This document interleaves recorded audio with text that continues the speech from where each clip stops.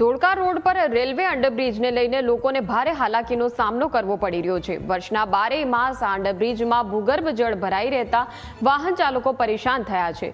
વર્ષ 2018માં કામગીરી શરૂ થઈ ત્યારથી જ સ્થાનિકોએ ઓવરબ્રિજ બનાવવાની માંગ કરી હતી। રેલવેના એન્જિનિયરો દ્વારા થયેલા નબળા સોઇલ ટેસ્ટિંગના કારણે જમીનમાંથી સતત પાણી જવી રહ્યું છે।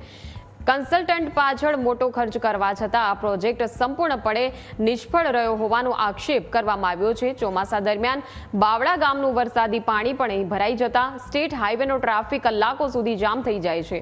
ઉદ્યોગપતિઓ અને ખેડૂતોએ અગાઉ લેખિતમાં રજૂઆત આપી હતી કે અંડરબ્રિજથી જળ નિકાલના રસ્તા બંધ થઈ જશે।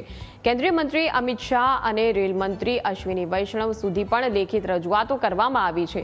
ગ્રામજનોની માંગ છે કે રેલવેના વિજિલન્સ અને ક્વોલિટી કંટ્રોલ વિભાગ દ્વારા આ કામની તટસ્થ તપાસ થાય। તંત્રની બેદરકારીના કારણે હજારો વાહન ચાલકો અને રાઈસ મિલ માલિકો ભારે આર્થિક નુકસાન વેઠી રહ્યા છે તેવા આક્ષેપ કરવામાં આવ્યા છે।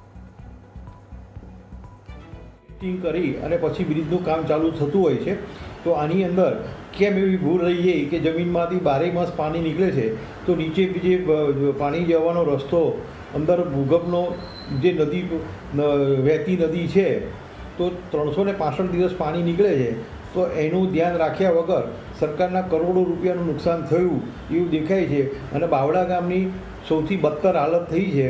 તો એના માટે જે જવાબદાર હોય એના માટેથી ક્વોલિટી કંટ્રોલ અને એ લોકોની જે એજન્સીઓ હોય એ એક વખત વિઝિટ કરી અને આનું સોલ્યુશન લાવે અથવા તો અહીંયા આગળ ઓવરબ્રિજ બનાવવામાં આવે જેથી બાવળા તેમજ બાવળાના આજુબાજુના ગામ લોકો અને આ સ્ટેટ હાઈવે ઉપર નીકળતાની મુશ્કેલી ઓછી થાય એના માટે અમે રૂબરૂ જઈને કલેક્ટર સાહેબને આ એક આવેદનપત્ર આપેલો છે।